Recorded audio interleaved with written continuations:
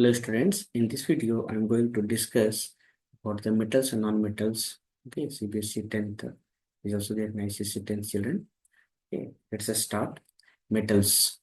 Metals are elements that conduct heat and electricity and are malleable and are ductile. Examples: iron, aluminium, silver, Ag, copper Cu, gold Au, platinum Pt, lead Pb, potassium K, sodium Na, calcium Ca, magnesium Mg, etc. So metals are elements which form positive ions by losing electrons. Thus metals are known as electropositive elements. Okay, so generally children, metals have valency 1 to 3 because they have valence electron 1 to 3. So to become stable, they generally lose 1, 2 or 3 electrons. Okay, we talk about the physical properties of metal children. You can see here. Okay, generally they are hard. Hardness, most of the metals are hard except alkali metals such as sodium, potassium, lithium, etc. They are actually soft. These can be cut by using knife also. Is it clear? Next, other property, strength. When we talk about strength, most of the metals are strong and have high tensile strength. Because of these, big structures are made using metals such as copper, iron, Fe, except sodium and potassium, which are soft metals. Next property, state. Metals are solid at room temperature except for mercury, which is liquid, SnO, mercury. Sound. Metals produce ringing sounds, so metals are called sonorous. Very important. Sound of metals is also known as metallic sound. This is the cause that metals wires are used in making musical instruments. Okay. Next property, children, conduction. Okay, metals are good conductor of heat and electricity. This is cause that electric wires are made up of metals like copper and aluminum. I hope it is clear. Similarly, malleability and ductility. When we talk about malleability, metals are malleable. This means metals can be beaten into thin sheets. Because of this property, iron is used in making big ships. Okay. Ductility. Metals are ductile. This means metals can be drawn into thin wires. Okay. Because of this property, a wire is made up of metals. Is it clear, children? Next, melting and boiling points. Metals have generally high melting and boiling points, except sodium and potassium metals, which have low melting and boiling points. Okay, children. Next, density. Most of the metals have high density, children. Okay. Color. Most of the metals are gray in color, but gold and copper are exceptions. Is it clear? Next concept, children, we'll see chemical properties of metals. Okay. Reaction with oxygen. Most of the metals form respective metal oxides when reacting with oxygen.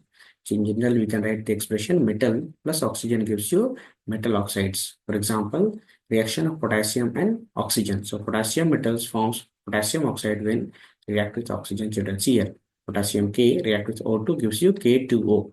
Valency of potassium is 1, oxygen 2. So that's why it is K2O, crisscross method. Now oxygen is 2, so to balance, they have multiplied by 2. So potassium become also 4. So 4. So 4 times of potassium plus O2 gives you 2 times of K2O. That is potassium oxide. Okay, and one more thing you should remember, children, this is highly reactive metals. Okay, potassium. So it will catch fire. Okay, so because of that, it is stored in corrosion. It is stored in corrosion. Okay, next, reaction of sodium with oxygen. Okay, similarly, sodium metals form sodium oxide when react with oxygen. For example, 4Na plus O2 gives rise to 2Na2O. Okay, sodium plus oxygen gives rise to sodium oxide. Okay. Lithium, potassium, sodium, etc. are known as alkali metals. Alkali metals react vigorously with oxygen. Is it clear? Next, second reaction is what? Reaction of copper metal with oxygen. See, copper does not react with oxygen at room temperature, children. Okay, but when burnt in air, it gives oxide. Okay, black coating of copper oxide. You can see Cu plus O2 gives rise to 2Cu, copper oxide. Okay, silver, gold, and platinum do not combine with the oxygen of air even at high temperature also. So they are least reactive elements, children.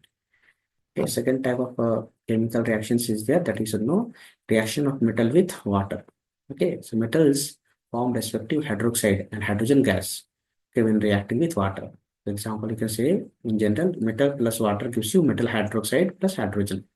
Okay, so most of the metals do not react with water. However, alkali metals react vigorously with water, children.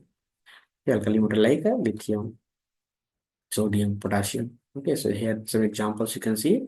Sodium plus water, what will give you? NaOH plus H2. Calcium plus water, calcium hydroxide plus H2. Yes or no? So actually sodium metals form sodium hydroxide and liberate hydrogen gas along with a lot of heat and okay, when reacting with water. That's why it cannot be stored in water also. So it should be stored in where? Kerosene, sodium. Next, reaction of calcium with water. Calcium forms calcium hydroxide along with the hydrogen gas and heat. Okay, when react with water. Okay, so Ca plus 2H2O gives rise to calcium hydroxide, CaOH twice plus H2. Okay, next, reaction of magnesium metal with water. Okay, magnesium metal react with the water slowly and forms magnesium hydroxide and hydrogen gas. Actually, children, magnesium react with the hot water. It will not react with the cold water. So Mg plus H2O, okay, that is hot water, gives you MgOH twice plus H2, that is magnesium hydroxide and hydrogen.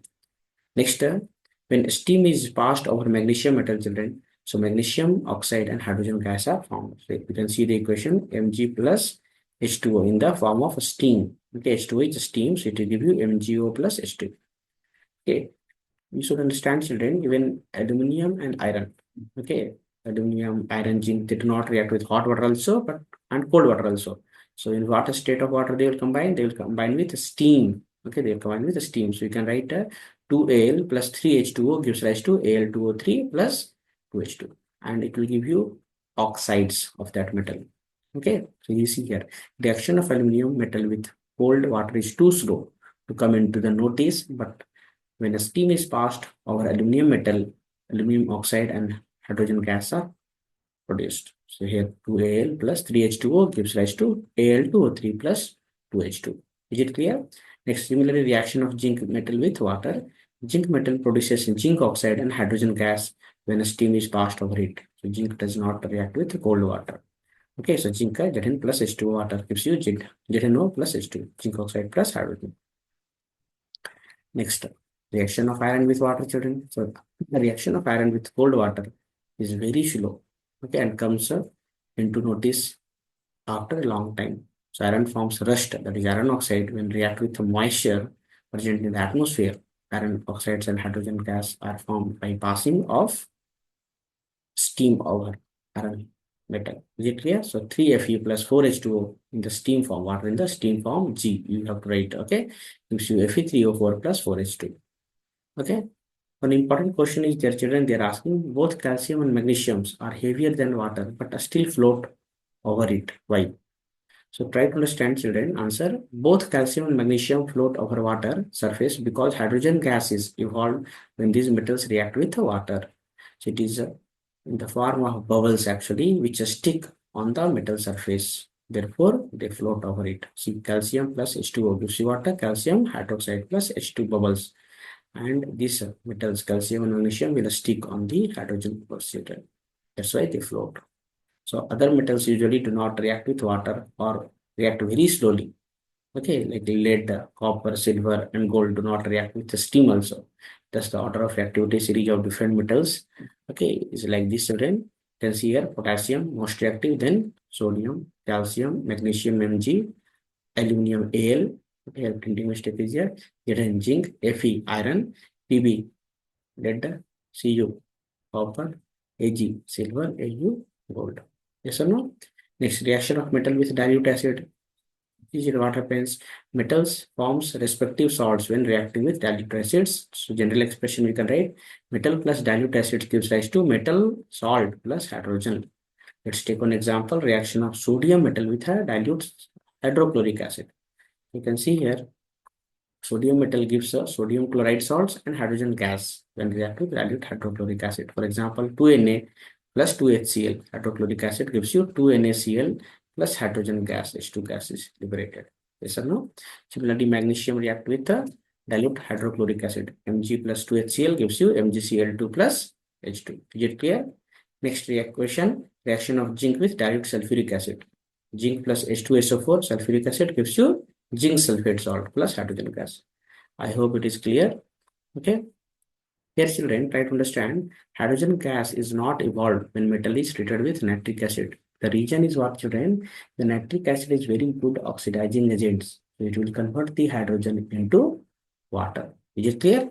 Here you can see nitric acid is a strong oxidizing agent, and it oxidizes the hydrogen gas liberated into H2O. Okay, and itself get reduced to some oxide of nitrogen like a nitrous oxide N2O3, nitric oxide NO, and nitrogen dioxide NO2. Copper, gold, silver are known as noble metals, children. So these do not react with the water or dilute acids. Okay, the order of reactivity of metal towards the dilute acids or sulfuric acid is like this only: potassium, sodium, calcium, magnesium, aluminum, zinc, iron, copper, Hg, okay, Ag. Okay, generally these metals, mercury, silver, they are below the hydrogen, so they will not produce hydrogen gas. There will be no displacement.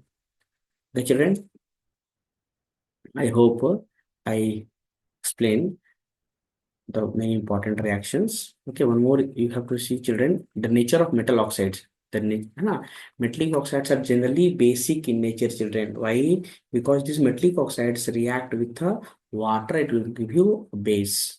Okay, you can see Na2O, that is sodium oxide. Metallic oxide react with H2O, it gives you 2NaOH, that is sodium hydroxide. Similarly, K2O react with H2O, gives you water, 2KOH. Is it clear? So that metallic oxides are basic in nature, children. But there are some metallic oxides which behave as basic as well as acidic. So they are called as amphoteric. Is it clear? Like a zinc oxide, aluminum oxide. You can see the equations here. See here, zinc oxide, okay, reacting with NaOH gives you what? Na2 ZnO2 plus H2O. So sodium zincate it is. Yes or no? So here NaOH is what? Base. So zinc oxide is acting as a acid. Okay. At the same time, zinc oxide react with HCl, gives you ZnCl2 plus H2O. So hydrochloric acid is there. So here zinc oxide is acting as a base. Okay, yes or no? So same substance is acting as a acid here in this equation, and in this equation acting as a base. So such substances are called as amphoteric oxides. I hope I cleared this. Similarly, you can see aluminum oxide nature, children. Aluminum oxide is also amphoteric. Where aluminum oxide react with NaOH, gives you NaAlO2, sodium aluminate plus water. So this is actually neutralization reaction. So sodium hydroxide is a base. So here it is Al2O3 is acting as a acid. Now in the next equation, Al2O3 react with 6HCl, gives rise to 2AlCl3 plus H2O. Yes or no? So here HCl, Al2O3 is reacting with HCl. So here Al2O3 is acting as a base. Yes or no? So same substance acting as a acid in this equation acting as a base. So such substances are called as amphoteric substance. Okay. So the activity series of metals is very, very important that you should know, children. Okay. So the activity series is nothing but it is arrangement of elements in the order of decreasing reactivity. Here you can see potassium most reactive, then sodium. When you go from top to bottom, reactivity decreases. Then calcium, magnesium, aluminum, zinc, iron, lead, hydrogen, copper, mercury, silver, and gold. Is it clear? Next, children, last reaction, the reaction of metal with the solution of other metal. Okay, like what happens, it is generally called as displacement reaction. Like iron react with copper sulfate gives you FeSO4 plus copper. What happens, children, a more reactive element displaces a less reactive element from its salt solution. This is also called as single displacement reaction. So you can see here in the above equations, in the reactivity series, where is iron? Here is iron, right? And where is copper? Here is copper, right? Below the hydrogen. So iron is more reactive than copper. So iron will displace the copper from the solution. Okay, so this is also called a single displacement reaction. So we can write metal A react with salt of metal B gives you salt of metal A plus metal B. Okay, is it clear, children? Other equation you can see. Similarly, aluminum plus copper sulfate. As aluminum is more reactive than copper, so it will displace the copper. So Al2, SO4. Okay, all thrice is there plus 3Cu. Similarly, zinc react with copper sulfate. Zinc is more reactive than copper, so it will displace the copper. Zinc sulfate plus copper is formed. I hope it is clear. Okay, next topic is there.